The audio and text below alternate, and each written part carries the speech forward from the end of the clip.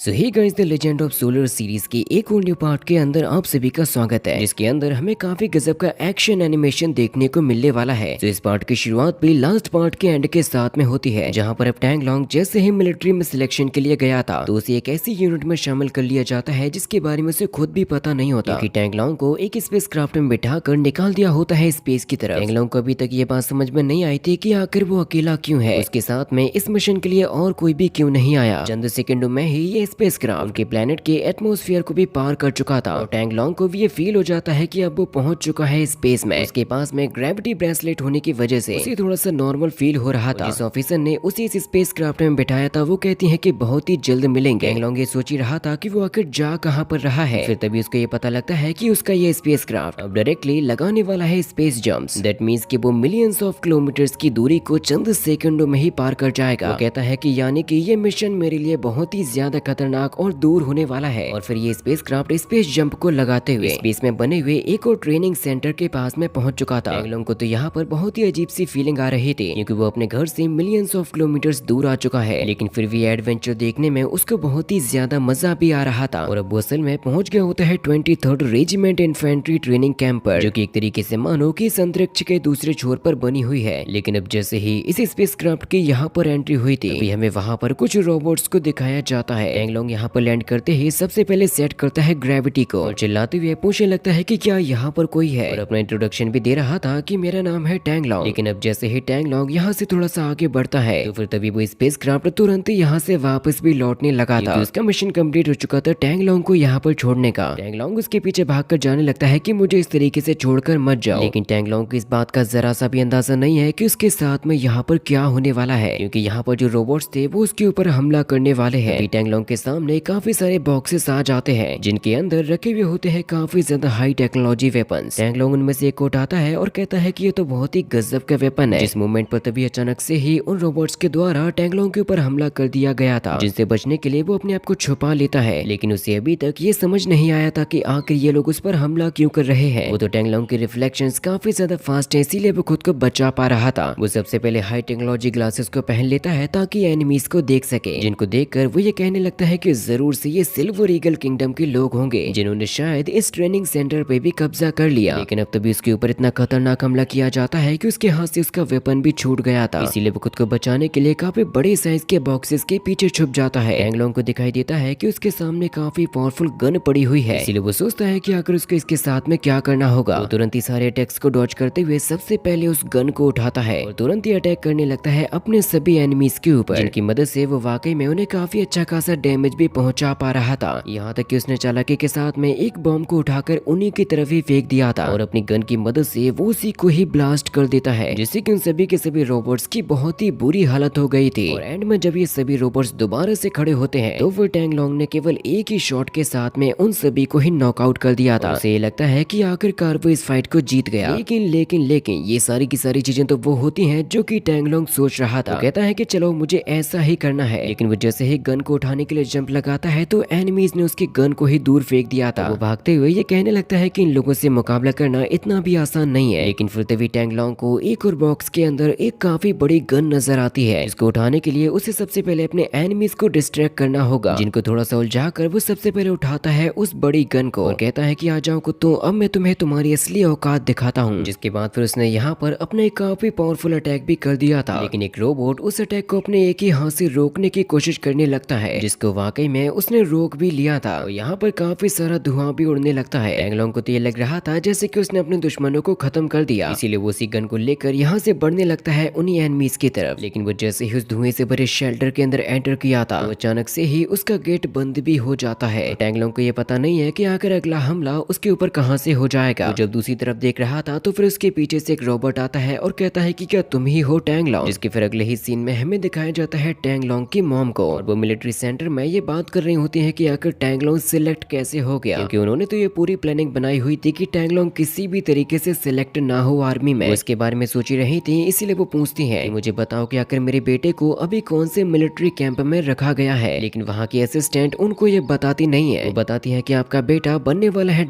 SS rank का military officer, इसी वजह से हम आपको उसके बारे में ज्यादा इंफॉर्मेशन नहीं दे सकते। ज्यादा जानकारी लेने के लिए आपसे ज्यादा सवाल पूछे जाएंगे। अगर आपको कुछ और जानना हो तो मैं आपकी बिल्कुल मदद खुद कर सकती हूँ। लेकिन अब टैंगलोंग की मॉम को कोई भी हेल्प नहीं चाहिए थी। वो केवल इस बारे में सोच रही होती है कि आखिर मेरे बेटे को ये डबल एस क्लास का कौन सा मिलिट्री सीक्रेट में रखा गया है, क्योंकि जो ब्लैक होल एक्टिवेशन कोड है उसके लिए भी लेवल एस में भी काम चल जाता है। इसीलिए वो उसके फादर से पूछ रही होती है कि आखिर ये सब कुछ क्या है। तो वो ये बताते हैं कि चीजें उतनी भी आसान नहीं है जितना कि तुम सोच रही हो। वो कहते हैं कि अगर कोई भी तुमसे ये पूछे कि टैंगलोंग कहाँ पर है तो तुम ये कह देना कि वो दूसरे ग्रह पर पढ़ाई करने के लिए गया है। तो मॉम कहते हैं कि ठीक है, मैं ऐसा ही करूंगी। इसके फिर अगले ही सीन में हमें दिखाया जाता है सिल्वर ईगल एम्पायर के जनरल को, जो कि अपने साथियों से पूछ रहा था कि क्या तुम लोगों को अभी तक किसी प्रोग्राम मॉड्यूल के बारे में पता चला भी है या नहीं। तो उसके सिपाही उसे इन्फॉर्मेशन देते हैं कि जिस सोल्जर ने हमसे जो हमारा एक मॉड्यूल को छीन लिया था वो असल में शामिल हो चुका है वालुओ फेडरेशन से, जिसको कहा जा रहा है 23TL, और उसको असल में भेज दिया गया है प्लेनेट कारा के ऊपर आर्मी ट्रेनिंग कराने के लिए, कि वो लोग उसको बनाना चाहते हैं डबल एस लेवल का फाइटर। लेकिन जो जनरल से ऊपर का भी बंदा होता है वो ये कह रहा था कि आखिर ये फेडरेशन वाले अपनी सिक्योरिटी को छोड़कर किसी बंदे पर इतना ज्यादा भरोसा कैसे कर सकते हैं। इसीलिए वो जनरल को ये ऑर्डर देता है कि अब तुम्हें उसका पीछा करना होगा। इसके फिर अगले ही सीन में हमें दिखाया जाता है टैंगलोंग को, जिसको एक जगह पे लटाया गया था और उसके सामने होते हैं वही सभी रोबोट्स। लेकिन ये असल में उसके दुश्मन नहीं होते बल्कि उसकी ट्रेनिंग करा रहे थे। उनको देखकर टैंगलोंग ये कह रहा था कि क्या इन्हीं लोगों ने मेरे ऊपर हमला किया था, क्योंकि ये तो असल में एस रैंक के सोल्जर्स हैं। जिसके बाद वो टैंगलोंग से ये कहते हैं कि तुम अभी केवल 18 साल के हो, क्योंकि यही डेटा है जो कि हमारे पास में तुम्हारा भेजा गया था। लेकिन दुख की बात यह है कि जितना हमने सोचा था तुम उससे काफी कमजोर निकले। रोबोट का साथी उससे ये कह रहा था कि मैंने तो ये पहले ही कहा था ह्यूमन बॉडी कभी भी डबल एस रैंक तक नहीं पहुंच सकती। तभी एक रोबोट सामने आता है और वो कहता है कि हम सभी के सभी इस ट्रेनिंग कैंप के इंस्ट्रक्टर्स हैं। जो बात जानकर टैंगलोंग को काफी खुशी होती है और वो उन्हें सैल्यूट भी करता है, जिनको वो तुरंत ही अपना मिलिट्री कार्ड भी दिखा दिया था। लेकिन वो रोबोट से उससे कहते हैं कि टैंगलोंग 20 मिनट के बाद अब तुम यहाँ से वापस जाने वाले हो। लेकिन ये बात टैंगलोंग को समझ नहीं आती कि आखिर ये लोग उसके साथ में ऐसा क्यों कर रहे हैं। वो उनसे पूछता भी है कि आखिर मुझे वापस भेजने का आप लोगों का मतलब क्या है। लेकिन कोई भी रोबोट उसकी बात पर ध्यान भी नहीं दे रहा था। वो उससे कहते हैं कि हम लोग यहाँ पर इस यूनिवर्स का सबसे ज्यादा ग्रेटेस्ट पोटेंशियल रखने वाले वॉरियर को ढूंढ रहे हैं ताकि वो सारी चीजों की जिम्मेदारी को ले सके, लेकिन हमारी नजर में अभी तुम उसके काबिल नहीं हो। जो बात जानकर टैंगलोंग को काफी गुस्सा भी आ रहा था और वो निराश भी था। वो उसके मिलिट्री कार्ड को वापस कर देते हैं और कहते हैं कि यहाँ से वापस चले जाओ। टैंगलोंग ये बात समझ चुका था कि अभी इन लोगों ने जो उसके ऊपर हमला किया था वो किसी एनिमी ने नहीं बल्कि ये लोग उसका टेस्ट ले रहे थे। रोबोट्स उसकी बेइज्जती करते हुए जाते हैं कि तुम एक ऐसे इंसान हो जो कि किसी भी काम का नहीं है। जैसे ये रोबोट्स यहाँ से जाने लगते हैं तो फिर तभी उनके पीछे से आ जाता है टैंगलोंग और वो कहता है कि जरा रुक जाओ, क्या तुम्हें वाकई में लगता है कि मैं किसी भी काम का नहीं हूँ? अभी तक तुमने मुझे कोई ट्रेनिंग भी नहीं दी है, फिर भी तुम मुझे वेस्ट कैसे कह सकते हो? रोबोट कहता है कि क्योंकि तुम एक इंसान हो इसीलिए बेकार हो। टैंगलोंग कहता है कि तुम ये बात मत भूलो कि आज से 300 साल पहले तुम भी एक इंसान थे, बस तुम्हें एक रोबोट बॉडी दे दी गई जिससे कि तुम इस लेवल पर आ सके। इसकी वजह से वो रोबोट बहुत ही ज्यादा गुस्से में आ जाता है और टैंगलोंग को मारने की कोशिश करने लगता है। टैंगलोंग कहता है कि देखा ना तुमने, तुम्हारे अंदर तो सच को बर्दाश्त करने की भी ताकत नहीं है। जैसे कि फिर तभी इस रोबोट के साथ ही कहते हैं कि जरा उसे कहने दो आखिर वो कहना क्या चाहता है। वो रोबोट कहता है कि क्या तुम अपने इंसानी शरीर को हमसे कंपेयर करना चाहते हो, जानते हुए भी कि तुम्हारे इंसानी शरीर की हम जैसे मशीनी रोबोट के सामने कोई भी औकात नहीं है। चलो आ जाओ और हो सके तो अपनी सबसे बेस्ट स्किल्स को दिखाना। अगर तुम मुझसे हार जाते हो तो फिर मैं तुम्हें किसी भी लायक नहीं छोड़ूंगा। टैंगलोंग कहता है कि तुम जो चाहे वो करना, बस मुझे एक बार फाइट कर लेने दो। और वो उस रोबोट को चैलेंज करता है वॉर गेम्स के अंदर। वो कहता है कि अगर मैं हार जाऊंगा तो डेफिनेटली अपने बोरिया बिस्तर को बांध के यहाँ से वापस घर चला जाऊंगा। रोबोट्स कहते हैं कि लेकिन अगर तुम जीत गए तो फिर डेफिनेटली तुम यहाँ पर रुक सकोगे और अपनी ट्रेनिंग को भी कर सकोगे। और आखिरकार टैंगलोंग चाहता भी तो यही था, इसीलिए बोनी रोबोट्स के साथ में जाने लगता है अपने चैलेंज को पूरा करने के लिए। जिंकिंग कहती है कि अब तो मुझे इसमें और भी ज्यादा मजा आएगा। जिसके बाद अब ये सभी के सभी पहुंच गए होते हैं वॉर गेम्स को खेलने के लिए। और यहाँ का जो नजारा होता है वो वाकई में काफी ज्यादा हाई टेक्नोलॉजी से बना हुआ था। टैंगलोंग के सामने रखी हुई होती है एक बहुत ही ज्यादा क्लासिकल होलोग्राफिक कॉकपिट। वो कहता है कि रोबोट्स अब मैं तुम्हें बताऊंगा कि आखिर मैं चीज क्या हूँ, और तुरंत ही पहुंच जाता है अपने कॉकपिट के अंदर। वो रोबोट उसको बता रहा था कि हमारी जो स्पीड है वो तुम इंसानों से काफी ज्यादा है, फिर भी चलो मैं देखता हूँ कि आखिर तुम मुझे हराते कैसे हो। जिसके तुरंत ही बाद अब ये लोग अपने अपने सिमुलेशंस के द्वारा पहुंच जाते हैं वॉर गेम्स के अंदर, जहाँ पर अब एक बहुत ही गजब की फाइट होने वाली थी। तभी अचानक से उसके सामने कई सारे पोर्टल्स ओपन हो जाते हैं जिनके अंदर से काफी सारे स्पेसक्राफ्ट भी बाहर आ रहे थे। टैंगलोंग कहता है कि ये वॉर गेम तो खुल के सामने आया है वॉरशिप एरिया में। उसे सबसे पहले ऑप्शन दिए जाते हैं एयरक्राफ्ट को चूज करने के, या अगर वो कौन सी एयरक्राफ्ट को लेना चाहता है फाइट कराने के लिए। लेकिन ये वॉरक्राफ्ट होते हैं केवल सी क्लास के। उसे ये बताया जाता है कि अभी तुम्हें केवल वॉरशिप्स को उड़ाने का ही एक्सपीरियंस है, इसी वजह से अभी तुम केवल चूज कर सकते हो केवल लो लेवल के वॉरशिप्स, लेकिन उसका जो मुकाबला होने वाला है वो बहुत ही खतरनाक वॉरशिप के साथ में होने वाला था। टैंगलोंग कहता है कि नो प्रॉब्लम, मैं सब कुछ संभाल लूंगा, और वो तुरंत ही अपने लिए एक सी क्लास के वॉरशिप को चूज कर लेता है, जिससे कि उसकी बॉडी की उसके साथ में मैचिंग होती है, और वो तुरंत ही पहुंच जाता है उस एयरक्राफ्ट के अंदर, जहां पर ऑलरेडी टैंगलोंग की पूरी टीम भी जमा होती है। वो लोगों से पूछता है कि दोस्तों क्या तुम लोग इस फाइट के लिए तैयार हो, जहां पर तभी उसको एक लड़की की आवाज आती है और वो कहती है कि तुम तो एक आर्मी के जनरल के जैसे लग रहे हो, जो कि और कोई नहीं बल्कि असल में वही लड़की होती है जो कि होलोग्राम में दिखाई जा रही थी, और इसी का नाम असल में होता है जिंगलिंग। टैंगलोंग को भी याद आ चुका था कि ये तो वही लड़की है जिससे वो पहले भी मिल चुका है। वो तुरंत ही जिंगलिंग से पूछता है कि आप तो वही हो जिनसे मैं पहले मिल चुका हूँ, लेकिन वैसे आप यहाँ पर क्या कर रहे हो? तो जिंगलिंग कहती है कि मेरा छोड़ो, तुम्हारा स्वागत है वॉर गेम्स वर्जन 2.0 के अंदर। समझ लो कि मैं हूँ आपकी एक असिस्टेंट, और ये सारा का सारा बैटलशिप एरिया केवल आपके लिए ही है। मुझे बताइए कि आपको ये एरिया पसंद आया? टैंगलोंग कहता है कि इस एरिया के साथ साथ मुझे भी आप पसंद आई, लेकिन अब मैं भी ये समझ चुका हूँ कि आप इस गेम के अंदर का ही एक प्रोग्राम हो। जिसके तुरंत ही बाद फिर वो उसको देने लगती है इस वॉरशिप की बेसिक इंफॉर्मेशन, क्योंकि असल में टैंगलोंग ने चूज किया होता है कि एल क्लास के वॉरशिप को, जो कि ना तो ज्यादा बड़ा वॉरशिप है और ना ही ज्यादा छोटा, जिसके अंदर लगे हुए हैं 6 मेन वेपन्स, साथ ही साथ 100 फाइटर प्लेन्स इसके कब्जे में होते हैं। इसकी स्पीड की बात करी जाए तो ये लाइट की स्पीड से भी 3 गुना ज्यादा ट्रेवल कर सकता है। साथ ही साथ इसके अंदर काफी सारे डिपार्टमेंट भी बने हुए थे, जो कि चारों तरफ से वॉरशिप की देखभाल करते हैं और चारों तरफ निगरानी भी रखते हैं। जो चीजें देखने के बाद वो काफी ज्यादा खुश हो रहा था, क्योंकि ये सारी की सारी चीजें पहली बार देख रहा है। जिंगलिंग कहती है कि ये सारी की सारी चीजें हैं केवल आपके ही अंडर में, लेकिन आप ये भी मत सोचिए कि आप अपने इंस्ट्रक्टर से इतनी आसानी के साथ में जीत पाओगे, क्योंकि उन इंस्ट्रक्टर्स को हरा पाना बहुत ही ज्यादा मुश्किलों भरा काम है। क्योंकि असल में ये सारे के सारे इंस्ट्रक्टर पहुंच गए होते हैं अपने एक बहुत ही ज्यादा पावरफुल वॉरशिप के ऊपर, और वो कहते हैं कि चलो इस इंसानी बच्चे को अच्छा सबक सिखाते हैं, क्योंकि इन रोबोट्स ने टैंगलोंग के वॉरशिप को चारों तरफ से ही लॉक कर दिया था। दैट मींस कि ये लोग चाहकर भी अंदर से कुछ भी कंट्रोल नहीं कर पाएंगे, जो कि इन लोगों के लिए बहुत ही बुरी खबर होती है। यहाँ तक कि उन रोबोट्स ने टैंगलोंग के 2 छोटे छोटे वॉरशिप्स को भी खत्म कर दिया था। टैंगलोंग कहता है कि चिंता मत करो, जल्दी से प्रोटेक्शन शील्ड को एक्टिवेट कर लो, और जैसे ही ये एनर्जी शील्ड ओपन होती है तो वो भी उन रोबोट्स के सामने ज्यादा समय तक नहीं टिकने वाली। जिंगलिंग टैंगलोंग को ये बताती है कि उन लोगों के सामने जरूरी नहीं है कि आखिर तुम कौन से तरीके को यूज करते हो, उन्हें केवल नतीजे से मतलब है कि वो जीत कर दिखाएंगे। टैंगलोंग सोचता है कि अच्छा अगर ऐसा है तब तो मैं बहुत ही बड़ा कमीना हूँ, इसीलिए वो कहता है कि जल्दी से सारी की सारी एनर्जी डाल दो एनर्जी शील्ड के अंदर, ताकि बाहर की तरफ से कोई भी हमला उन लोगों को नुकसान ना पहुंचा सके। वो तुरंत ही ऑटोनोमस ड्राइविंग को इनेबल करने के लिए कहता है कि वो सीधा ही जाना चाहता है एनिमी के वॉरशिप पर। वो अपने सभी साथियों से कहता है कि सभी लोग मेरे ऑर्डर को ही फॉलो करोगे। जिंगलिंग को ये समझ नहीं आ रहा था कि आखिर ये बंदा क्या करने वाला है, कि वो तो असल में तुरंत ही निकाल लेता है अपने छोटे छोटे सभी वॉरशिप्स को, और इन्हीं की मदद से डिस्ट्रॉय करने वाला है इंस्ट्रक्टर्स के शिप को, जो कि यहाँ से पूरे 15 किलोमीटर की दूरी पर मौजूद है। वो लोग भले ही काफी सारे हमले कर रहे थे, लेकिन टैंगलोंग अपने साथियों को बचाते जा रहा था। उन रोबोट्स को ये पता लगता है कि टैंगलोंग ने अपने वॉरशिप को छोड़ दिया और फाइटर प्लेन से लड़ने के लिए आ रहा है, जो बात उस मेन रोबोट को भी समझ नहीं आती कि आखिर इस बंदे ने ऐसा क्यों किया। इसीलिए फिर वो भी तुरंत ही अपने सभी फाइटर प्लेन्स को निकालने के लिए कहता है, जिससे कि यहाँ पर बहुत ही गजब की गेमिंग स्टाइल में फाइट शुरू हो चुकी थी। लेकिन टैंगलोंग के दुश्मन के जो फाइटर प्लेन्स की संख्या होती है वो उनसे 3 गुना ज्यादा थी, इसीलिए उन सभी ने टैंगलोंग के सभी वॉरशिप्स को घेर लिया था। टैंगलोंग कहता है कि चिंता मत करो, बस तुम लोग मुझे कवर देते रहो, क्योंकि वो कुछ प्लेन्स को वापस जाने के लिए कहता है और बाकियों को अपने साथ में रहने के लिए कहता है, क्योंकि टैंगलोंग ने अकेले ही यहाँ पर काफी सारे फाइटर प्लेन्स की धज्जियां उड़ा दी थी, और वो भी असल में बहुत ही जल्द पहुंचने वाला है उन रोबोट्स के वॉरशिप के करीब। लेकिन मेन रोबोट ये ऑर्डर देते हैं कि जल्दी से हमारे सभी हमलों को टारगेट कर दो टैंगलोंग के एयरक्राफ्ट के ऊपर, क्योंकि अब रोबोट्स की मेन गन से अटैक होने वाला था, जो कि सीधा ही हिट होने लगता है टैंगलोंग के वॉरशिप के ऊपर। लेकिन उसने तो ऑलरेडी अपने शिप के चारों तरफ ही एक एनर्जी शील्ड को बनाकर रखा हुआ था, जिसकी वजह से भले ही उसको कुछ नहीं बिगाड़ पाती, लेकिन टैंगलोंग के वॉरशिप की एनर्जी बहुत ही ज्यादा हद तक कंज्यूम हो गई थी। इसीलिए अगर उसे अपने वॉरशिप को बचाना है तो जल्द से जल्द कुछ ना कुछ तो करना होगा। लेकिन ये तो असल में टैंगलोंग का सारा बनाया हुआ प्लान था, जो अभी तक जिंगलिंग को भी समझ में नहीं आया कि आखिर ये बंदा करना क्या चाहता है, क्योंकि इसके वॉरशिप की शील्ड भी अब ज्यादा देर तक टिकने नहीं वाली। और इसी के साथ में यह अमेजिंग एपिसोड भी यहीं पर ही खत्म हो जाता है। इसका जो नेक्स्ट एपिसोड होगा उसके अंदर हमें और भी ज्यादा गजब की फाइट दिखाई जाएगी।